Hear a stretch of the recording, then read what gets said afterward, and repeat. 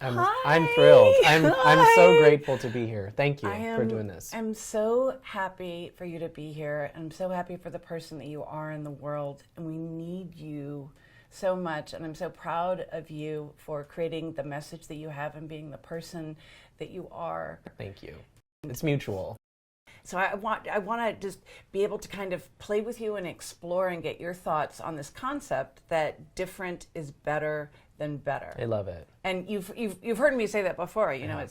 it's good to be better. It's good.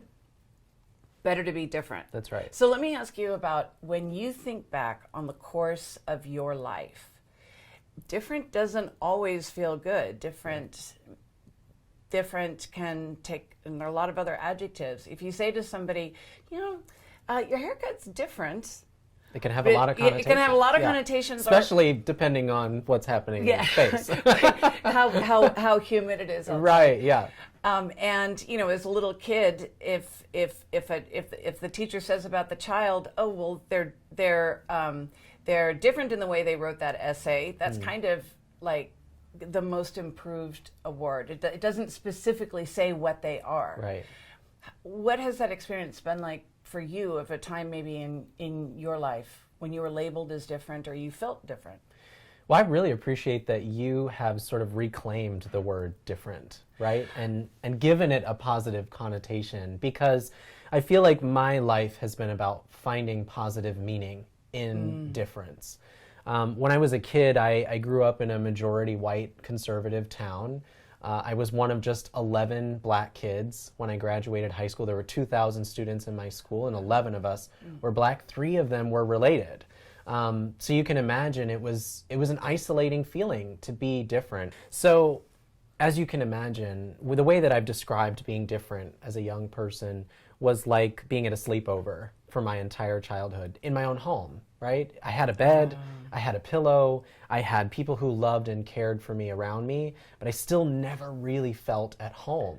And that didn't get any better going to school, it didn't get any better going to church. There were many ways in which being different made me stand out in a good way. I was elected student body president my senior year of high school. I got to be in every club, every after-school activity.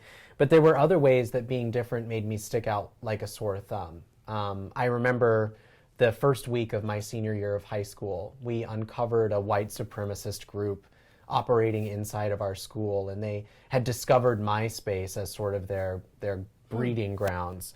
And they were putting out racist materials into the school population and questioning why people of color were in leadership positions. By the end of my senior year of high school, I'd come out of the closet, and there were parents who wanted me to step down from my role as student body president because they felt like, I was indoctrinating their children with my sexual orientation. So it was this constant push and pull of, in many ways, being tokenized because I was different, being celebrated maybe because I was different, and in other ways, never quite feeling at home in the community that I was supposed to be home in. So in what ways from that experience, how did that shape your character and shape your most successful traits?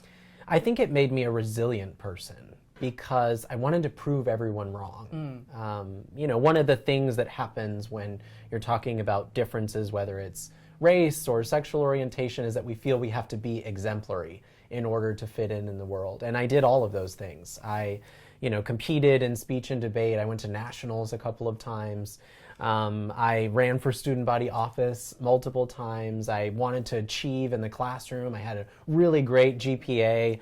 I had solid SAT scores, right? I did all of the things to separate myself. And I think that came from a fighting spirit, wanting to overcome the things that I thought made me less than in my community. I've learned that they don't. They actually make me better because I am different in many ways.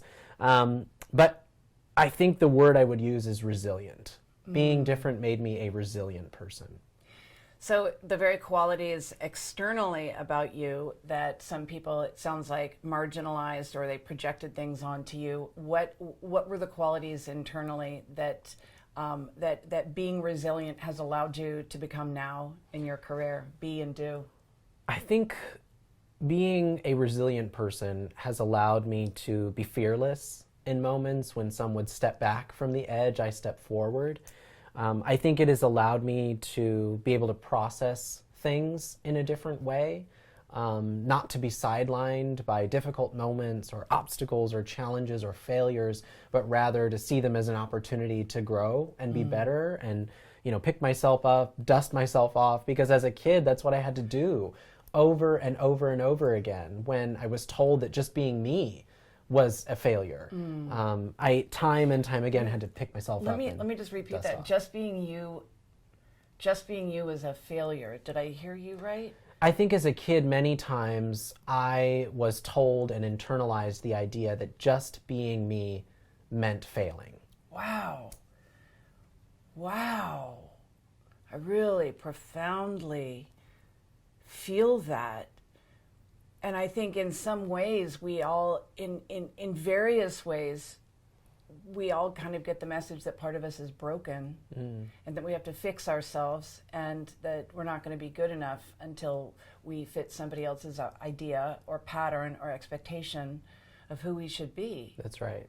Yeah, I found myself as a young person constantly trying to fit into the boxes that other people had created for me. You look at like a census form and there's check boxes for your race, for your gender, for your age, right? And you have to fit into those boxes. And I spent so many years trying to fit the checkbox that was least offensive to the people around me. Which identity did I morph into depending on the situation I was in? And it wasn't until much later in my life that I could begin to understand and articulate that being all of me is actually better than only being the checkbox version of me, right? And so that's why I really appreciate that you have reclaimed the word different, because it doesn't mean failing. It doesn't mean broken. It really does mean better. It means that when I'm all of myself, when I am fully different, I am the very best version of myself. I have never thought about the word reclaiming with the word different, but it's so significant because there's the implication of different means that you have to have courage to be able to stand forth. It means that you have to be able to be unafraid to soften the edges, and that you have to be more of doing more of who you already are. So, what do you find happens with our youth when different is labeled as a stigma? What happens for the community and for the individuals? Well, it's detrimental in the same way we talked about it being detrimental for organizations and businesses to reduce people to a checkbox. When you tell a young person that who they are is something to be overcome, it's an obstacle, it's a disability, right, to be who they are, the first thing that they do is try to squelch it. They try to squash that part of themselves, because we all know what it's like to be young, and one of our primary focuses is finding a way to fit into the world, finding a place to belong, right? We wear the same clothes as our classmates. We always want that pair of sneakers that somebody else had because we want to fit in. We so desperately want to be a part of society. And when you ostracize a young person for something that they cannot change, they try to squash it. And in turn, you are then robbing that young person of an opportunity to explore their authentic selves, to be the best version of themselves. I told you that when I was a kid, the moments when I was the best version of myself is when I learned to understand that different didn't make me less than, right? So you rob a young person of the opportunity for them to be the best version of themselves, and then you rob the community of the best version of that young person. We want every single young person in this country and beyond to be able to be their whole selves, so that our communities can be their whole selves, so that we can fold that richness of diversity back in. As soon as we start robbing young people of those bits and pieces of themselves, we rob our communities of the same things. What words of encouragement would you have for a young person coming out in any form of different? I've thought often about what I would write to young me if I could, because there was so much trauma and turmoil and pain being me as a young person. And I think if I could write a letter to me. I'm very verbose. So the danger is that it would be like a novel. Here's what to expect. Yeah. Here's the checklist Yeah. of what's coming. But I actually think it would be only 2 words. I would say be you. In all the ways that that means, right? Be you authentically, be you unapologetically, be you courageously, be you defiantly. And my message to young people is the same. Be you. No matter what the world tells you that you have to be, no matter what you've internalized that you should be, the only thing you have to do is be you, authentically, 100%. When my son was in the 6th grade, he was bullied terribly because he was different. And